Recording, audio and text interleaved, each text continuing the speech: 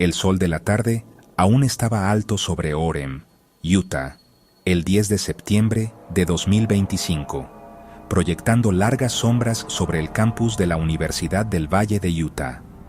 Fue aquí, en el corazón de uno de los estados más conservadores de Estados Unidos, donde una escena de profunda violencia política se desarrolló con impactante velocidad y precisión. Charlie Kirk, cofundador de Turning Point USA y una voz poderosa, a menudo polarizadora para los jóvenes conservadores, estaba llevando a cabo uno de sus característicos eventos. Demuéstrame que estoy equivocado.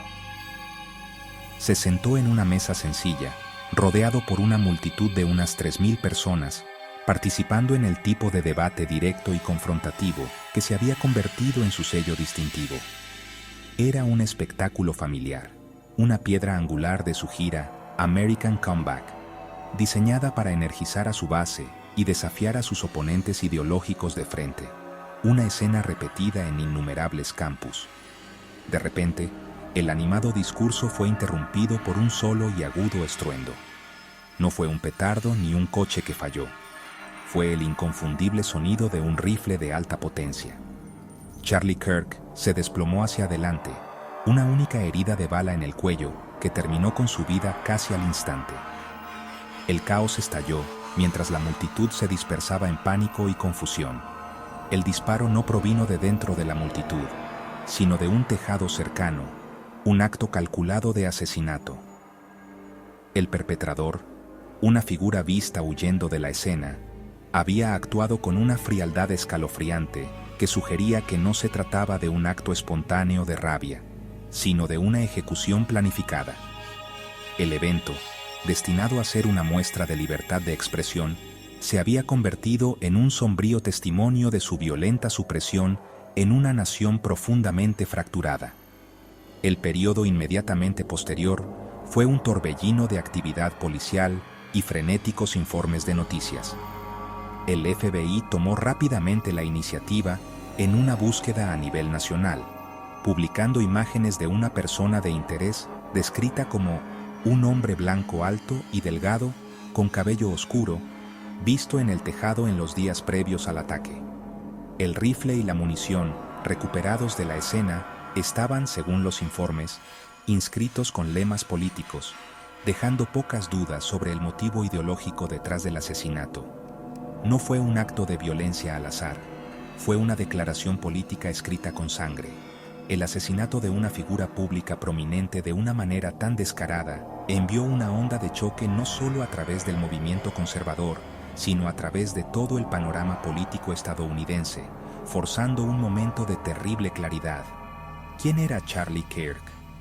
Para sus millones de seguidores, era un guerrero intrépido por los principios conservadores, un mentor que había construido casi sin ayuda un poderoso movimiento juvenil que desempeñó un papel crucial en la configuración de la política estadounidense moderna.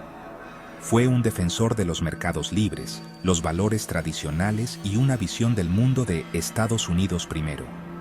Para sus detractores, sin embargo, era un provocador divisivo, un agitador que inflamaba las tensiones culturales y difundía información errónea para obtener ganancias políticas. Esta dualidad definió su vida pública, y en la muerte llegaría a definir la reacción de la nación. El asesinato no solo mató a un hombre, extinguió una voz que, para bien o para mal, se había vuelto central en la conversación estadounidense, dejando un vacío que rápidamente se llenaría de ira, miedo y recriminación.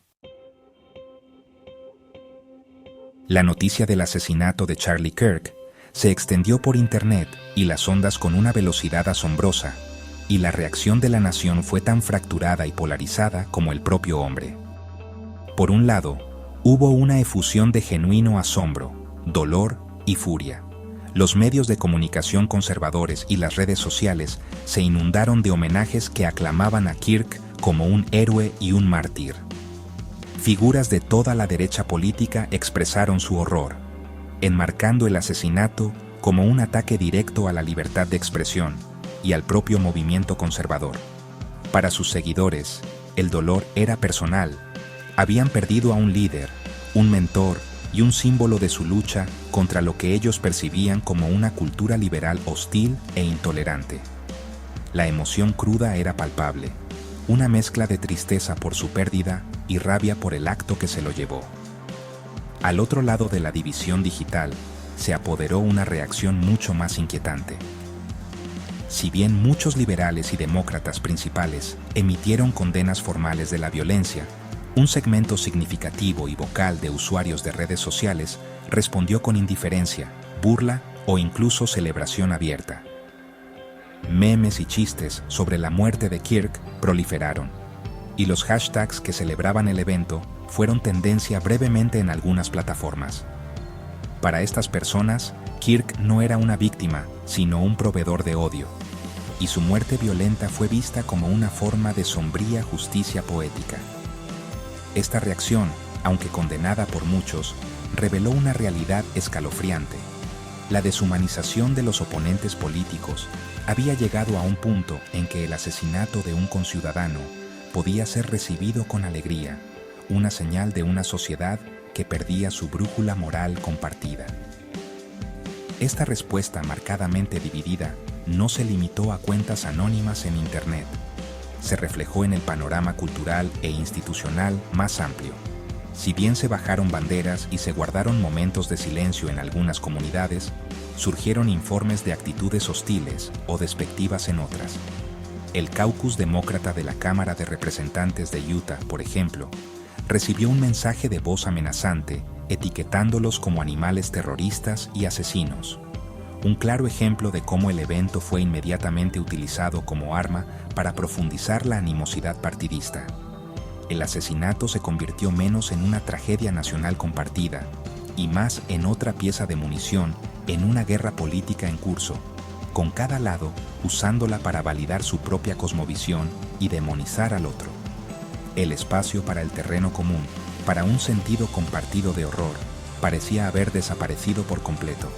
El asesinato de Charlie Kirk se convirtió así en una prueba de Rorschach nacional, una oscura mancha de tinta en la que los estadounidenses vieron reflejados sus miedos y animosidades más profundos.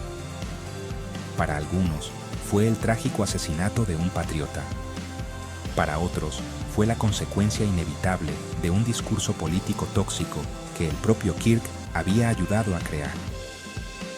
Había poco término medio, poco reconocimiento compartido de la tragedia fundamental de una vida arrebatada por la violencia política. El evento no unió al país en un momento de dolor común. En cambio, puso de relieve las profundas, quizás insalvables, cimas que ahora definen la sociedad estadounidense. Fue un síntoma claro y aterrador de una nación que habla sin escucharse, incapaz siquiera de ponerse de acuerdo sobre lo que constituye una tragedia.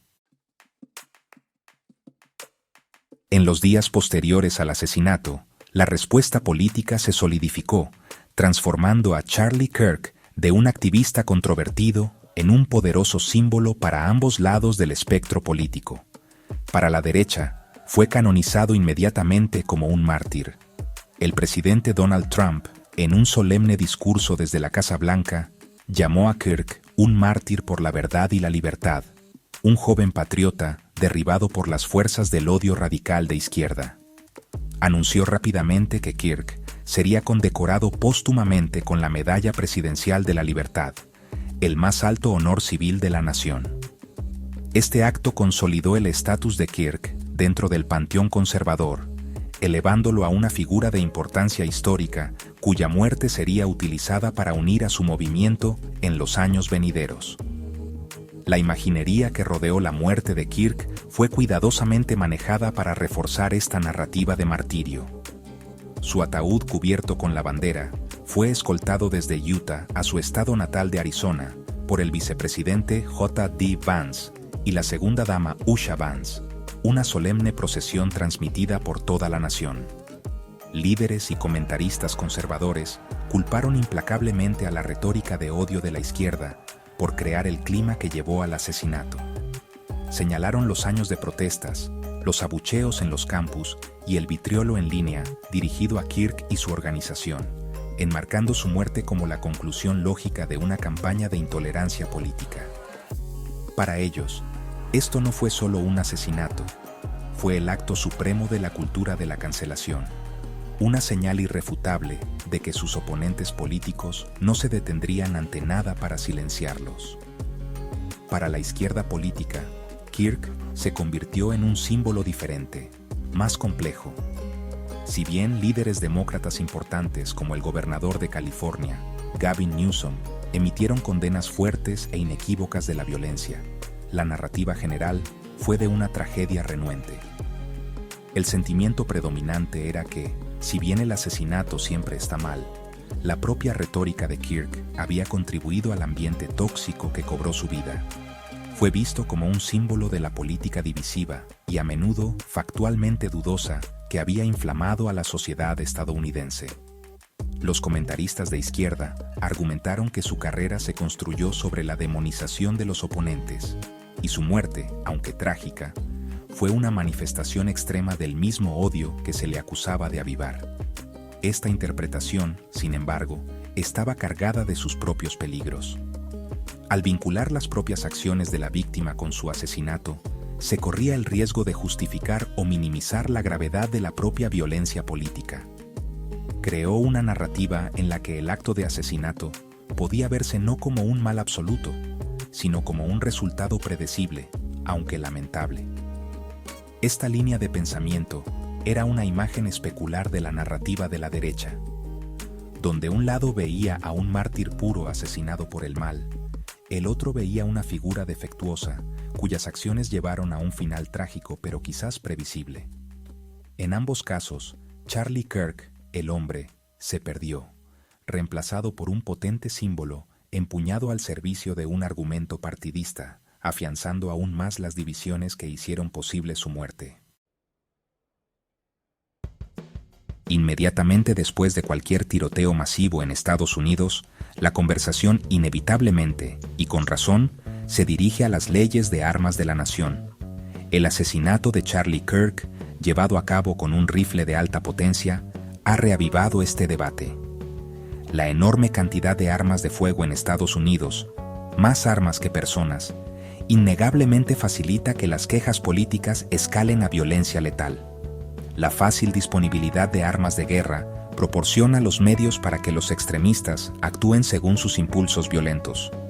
Es una parte crítica de la ecuación, y cualquier intento serio de abordar la violencia política debe incluir una conversación sobre regulaciones sensatas de seguridad de armas que son, honestamente, comunes en todas las demás democracias avanzadas del planeta. Sin embargo, enfocarse únicamente en el arma es pasar por alto la enfermedad más profunda y compleja que aqueja a la sociedad estadounidense. Estados Unidos no es el único país del mundo con una alta tasa de posesión de armas de fuego por civiles. Países como Suiza y la República Checa también tienen fuertes tradiciones de posesión de armas de fuego, pero no experimentan nada parecido al nivel de violencia armada, y mucho menos de asesinatos políticos que tiene Estados Unidos. En Suiza, por ejemplo, el servicio militar es obligatorio, y muchos ciudadanos guardan sus rifles de servicio en casa. Sin embargo, el país tiene una de las tasas de homicidio más bajas del mundo. La diferencia no radica en la presencia de armas, sino en el contexto cultural que las rodea. Lo que distingue a Estados Unidos es una combinación tóxica de factores que crean un terreno fértil para la violencia. Entre ellos, destacan los asombrosos niveles de desigualdad social, una red de seguridad social en ruinas y un profundo sentimiento de alienación y desesperación que sienten grandes segmentos de la población. Cuando la gente siente que el sistema está en su contra, que no tiene esperanza de un futuro mejor y que su gobierno no responde a sus necesidades, se vuelven más susceptibles a las ideologías extremistas que ofrecen respuestas simples y enemigos claros. El arma es meramente la herramienta. La motivación proviene de un lugar mucho más profundo de desesperación social y económica. Esto se suma a una cultura política que ha desmantelado sistemáticamente los mecanismos para la resolución pacífica de conflictos. Durante décadas, la política estadounidense se ha centrado menos en encontrar compromisos y más en la victoria total. los oponentes políticos ya no son vistos como conciudadanos con opiniones diferentes, sino como amenazas existenciales a las que hay que vencer. Esta mentalidad de suma cero, amplificada por un ecosistema mediático partidista, erosiona la confianza y la buena voluntad necesarias para que una democracia funcione. En este entorno, el arma no crea el conflicto, simplemente proporciona una forma aterradoramente eficiente de terminarlo. El problema no es solo el arma en la mano del asesino, sino el odio en su corazón, un odio alimentado por una sociedad en crisis. La comparación con otras naciones fuertemente armadas pero pacíficas, como Suiza y la República Checa, realmente destaca un problema únicamente americano. El problema, ¿saben?, no es solo la presencia de armas, sino una mentalidad cultural y política particular a menudo descrita como excepcionalismo americano. Esta es la antigua creencia de que Estados Unidos es inherentemente diferente de otras naciones, unido por un destino único y de alguna manera exento de las fuerzas históricas que dan forma a otros países. Si bien esta idea a menudo ha sido una fuente de orgullo y ambición nacional, también ha fomentado una peligrosa complacencia, una negativa a aprender de los éxitos y fracasos de otros, especialmente cuando se trata de manejar la cohesión social y el conflicto político. En Suiza, por ejemplo, la alta posesión de armas coexiste con un fuerte sentido de responsabilidad social y unidad nacional. La cultura allí enfatiza el consenso, el compromiso y una identidad cívica compartida que trasciende las diferencias políticas. El servicio militar, que es la razón principal de la posesión generalizada de armas, actúa como una institución social unificadora, reuniendo a ciudadanos de todos los ámbitos de la vida. El modelo suizo se basa en la confianza social y la creencia en el bienestar colectivo. El discurso político, aunque robusto, rara vez desciende al tipo de retórica deshumanizadora que se ha vuelto tan común en los Estados Unidos. Hay un entendimiento fundamental de que, a pesar de los desacuerdos, todos están juntos en esto. De manera similar, la República Checa, con sus leyes de armas liberales, tiene una historia reciente que realmente subraya la importancia de las normas democráticas. Habiendo emergido de décadas de gobierno comunista, sus ciudadanos tienen una profunda apreciación por la fragilidad de la libertad y la importancia del discurso civil. Han visto de primera mano lo que sucede cuando la oposición política es aplastada y el debate es reemplazado por la violencia sancionada por el Estado. Esta memoria histórica actúa como un poderoso baluarte contra el tipo de extremismo que lleva a la violencia política. Entienden que el derecho a portar armas conlleva una profunda responsabilidad de mantener el orden democrático, no de derribarlo cuando se pierde una discusión política. Estados Unidos, por el contrario, ha permitido que su cultura política se deteriore. La idea de una oposición leal ha sido reemplazada por acusaciones de traición y sedición. La búsqueda de compromiso es ridiculizada como debilidad. Este es el lado oscuro del excepcionalismo, la creencia de que Estados Unidos es tan fuerte y tan resistente que puede soportar cualquier cantidad de conflictos internos. Pero el asesinato de Charlie Kirk es un brutal recordatorio de que ninguna nación es inmune a las leyes de la gravedad política. Cuando una sociedad combina polarización extrema, posesión generalizada de armas y un sentido de identidad compartida en colapso, el resultado es, desafortunadamente, predecible. América no es una excepción, es un ejemplo de lo que sucede cuando una democracia olvida los principios básicos de la coexistencia. El hecho de que Charlie Kirk fuera asesinado en un campus universitario es, sinceramente, profundamente simbólico. Durante siglos, las universidades en el mundo occidental han sido consideradas santuarios para la libre investigación y el debate abierto, el proverbial mercado de ideas. Se suponía que eran lugares donde los estudiantes podían encontrar puntos de vista desafiantes e incluso incómodos, aprender a evaluar críticamente los argumentos y desarrollar las herramientas intelectuales necesarias para la ciudadanía democrática.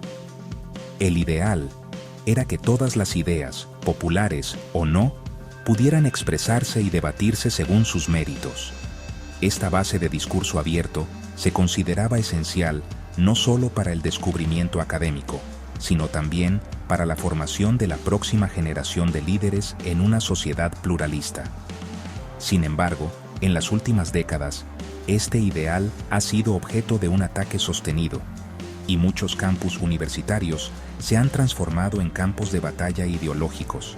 Ha arraigado una nueva cultura, una que prioriza la seguridad emocional sobre el rigor intelectual y busca proteger a los estudiantes de ideas consideradas dañinas u ofensivas. Esto ha dado lugar al fenómeno de la cultura de la cancelación, donde se retiran invitaciones a oradores, se sanciona a profesores y se margina a estudiantes por expresar puntos de vista que se desvían de un estrecho conjunto de ortodoxias aprobadas. El objetivo ya no es ganar el debate, sino evitar que el debate ocurra en absoluto. Abuchear a los oponentes, activar alarmas de incendio para interrumpir eventos e intimidar a los oradores se han convertido, lamentablemente, en tácticas comunes. Este ambiente contribuyó directamente al clima en el que Kirk fue asesinado.